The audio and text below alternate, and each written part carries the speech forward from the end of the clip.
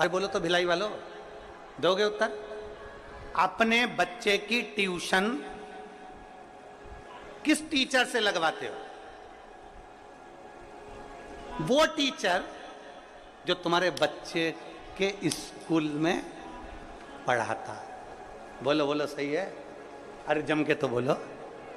किसी दूसरे टीचर के पास अपने बच्चे को नहीं भेजते, क्योंकि स्कूल का टीचर होगा तो एग्जाम के टाइम पर थोड़ा सा देख लेगा। बोलो बोलो, सही है? एग्जाम के समय पर थोड़ा सा देख लेगा। स्कूल का टीचर होगा तो थोड़ा सपोर्ट कर देगा। तो ट्यूशन कहां लगाई? स्कूल के टीचर के पास लगाई। क्यों? क्योंकि 1-2 महीना, 4 महीना, 6 महीना, 8 महीना, 3 महीना जब उसके पास पढ़ेगा तो एग्जाम के टाइम पर वो टीचर उसको देख लेगा। बस इसलिए हमने ट्यूशन उस बच्चे की उसके पास लगाई, क्योंकि वो 2-3-4 महीना पढ़ेगा, 2-4 महीना रोज रोज रोज रोज प्रतिदिन उसके पास पढ़ेगा तो उसकी निगाह में रहेगा। निगाह में रहेगा तो परीक्षा में वो देख लेगा। उसी तरह हम 1 लोटा जल लेकर रोज रोज रोज रोज शंकर के मंदिर जाएंगे तो हमारी विपदा की घड़ी में वो भी देख लेगा। ये निश्चित, हमारी विपदा की घड़ी में वो देख लेगा। और अंत समय प्रभु आना पड़ेगा, वचन दिया तो निभाना।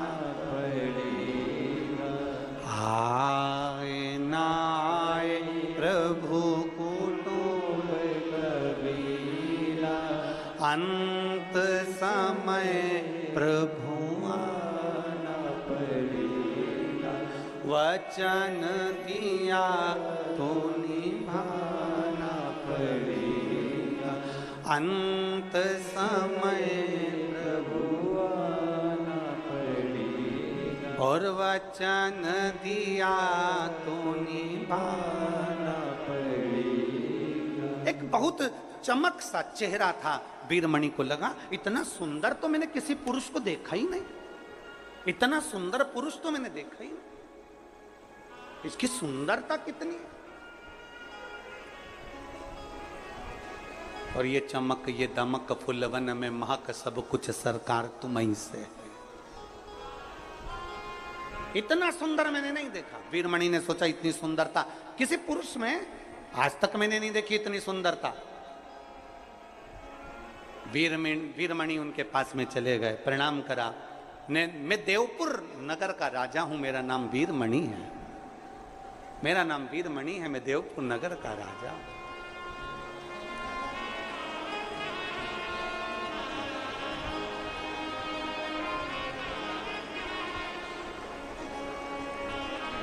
सावन के महीने में वीरमणि राजा की कथा बहुत बहुत फलदायी होती है, बहुत फल। मैं देवपुर नगर का राजा हूं, मेरा नाम वीरमणि है, मेरा एक बेटा है रुक्मंगद, वो भी शिव की आराधना करता, मैं भी शंकर की आराधना करता हूं।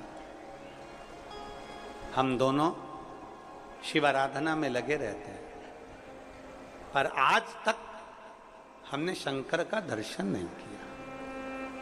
वीरमणि कह रहे हैं, किससे कह रहे हैं? जिसके चेहरे पर बड़ा चमक थी, जिसके चेहरे पर बड़ा तेज था। एक चमक ब्यूटी पार्लर की होती है, वो ऐसी बरसात में धुल के निकल जाती है, और एक चमक ऐसी होती है जिसको पार्लर की जरूरत नहीं पड़ती, जो भगवान के तेज से चमकता है और उसके चेहरे पर वो तेज बना ही रहता। एक चमक वो है। मैं वीरमणि राजा देवपुर नगर का निवासी हूं। मेरा बेटा भी शिव की आराधना करता है और मैं भी शंकर की आराधना करता हूं, पर मुझे आज तक शिव का दर्शन नहीं हुआ। जैसे ही नंदी सुने, नंदी ने मन में सोचा, नंदी ने विचार करा, पूछा क्या आप मुझे पहचानते हो? इतने में वीरमणि राजा ने कहा हम आपको नहीं पहचानते। आप कौन हैं? हम नहीं जानते। आप कौन हैं? हम नहीं पहचानते।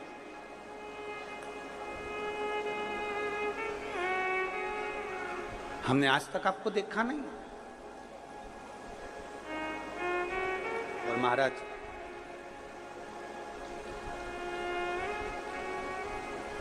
बात उतनी ही करना चाहिए जितनी समेटी जा सके। लंबा धागा और लंबी जुबान ये दोनों उलझा देती है। बहुत लंबा धागा होगा ना तो सिलने बैठोगे ना तो वो भी उलझ जाएगा, और बहुत लंबी जीवान होगी ना बड़बड़ बड़बड़ बड़बड़ दिन भर, ये ऐसा हो गया वैसा हो गया, ये हो गया वो हो गया, ये कर दिया वो कर दिया, ये हो गया वो हो गया, तो व्यक्ति उलझता चले जाता उलझता चलेगा। धागे को लपेट के रखो और जीवान को होठों से बंद करके रखो, तो थोड़ी कंट्रोल में होना चाहिए। अब वीरमणि ने तुरंत कह दिया, हम शिव की आराधना करते पर शिव का दर्शन नहीं हुआ। तो नंदी ने पूछा, नंदी मौन, वीरमणि बोले जा रहे हैं, नंदी नहीं बोले। नंदी तो तेज प्रकाश, उनके चेहरे का पुंज इतना तीव्र था, इतना तीव्र।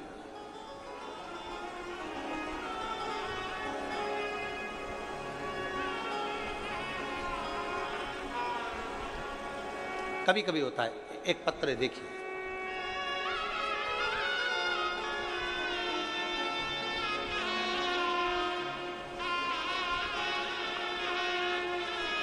मैं ज्योति चंद्रा, पति हरीश चंद्रा, पता जेजेपुरी, जिला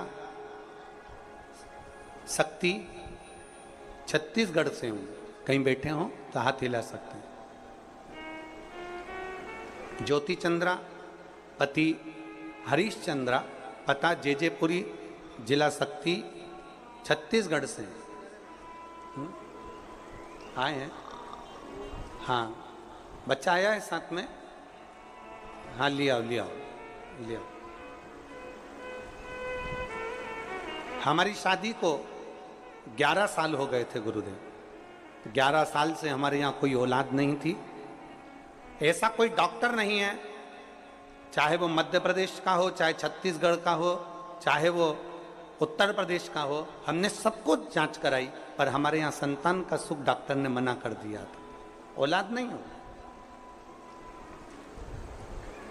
तब मेरी दीदी ने मुझसे कहा कि वो शिव पुराण की कथा टीवी पर आती है, उसको सुन। हम पति पत्नी ने आसन लगाकर टीवी के सामने बैठकर आपकी पहली बार कथा सुनी और बाबा से यही मांगा कि हमारे घर में संतान हो जाए। पशुपतिनाथ का व्रत किया, पर मेरे घर में औलाद नहीं हुई। एक बार नहीं, 2 बार नहीं, 3 बार हमने पशुपति व्रत कर लिया, पर औलाद नहीं। तब डॉक्टर ने तो कह दिया था कि तुम्हारे यहां औलाद नहीं होगी, अब करे तो करे क्या।